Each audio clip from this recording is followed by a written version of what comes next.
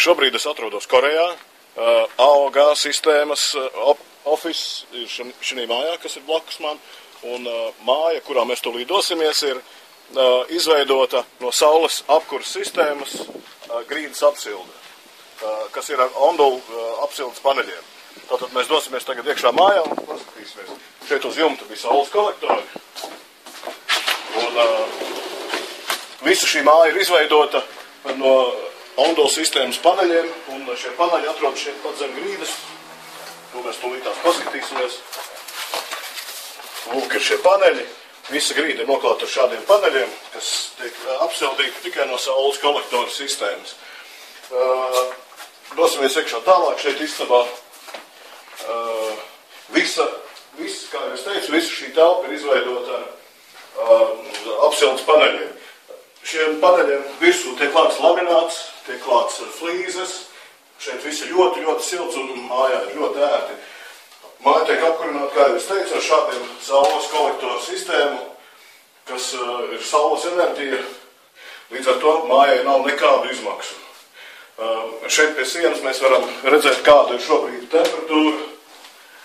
Tātad uz jumta temperatūra ir 65 grādi, mums telpas temperatūra ir 29 grādi, kas ir jau ļoti augsta temperatūra.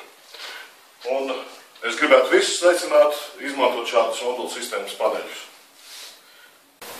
Un šāds izskatās saules apkuras sistēmas panelis, kas ir paklāts šeit pat grīdā mums.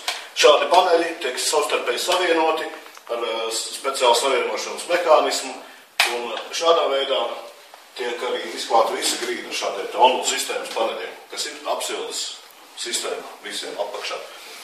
Un šeit arī mēs redzam, kā šis panelis ir uzklāts ar grīdas apakšā. Lūk, šis ir tas panelis, kurš ir silts. Temperatūra attiecīgi ir tāda, kāda ir nepieciešama telpā. Tagad mēs apskatīsim saules kolektoru sistēmu, kā tas viss mums darbojas. Šeit šie kolektori ir šeit ēkai uz jumta. Jūs varat redzēt kolektoru sistēmu, 8 kolektori pa 30 caurulēm. Un tātad šeit cirkulē šķidrums, kas tālāk tiek novadīts uz akumulācijas tvertnēm, kuras mēs tūlīt apskatīsim.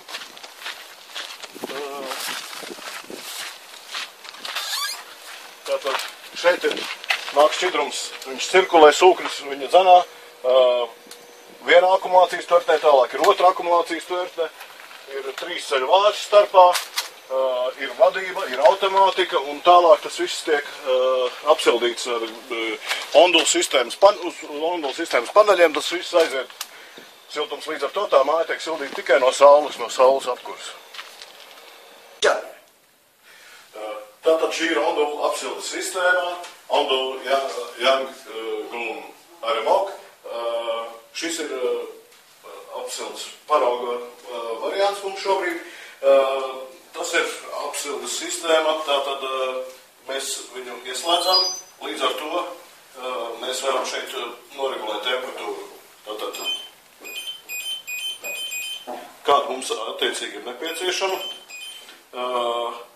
Šeit mēs ielējam ūdeni, un līdz ar to notiek cirkulācija pa apkuras sistēmas paneli.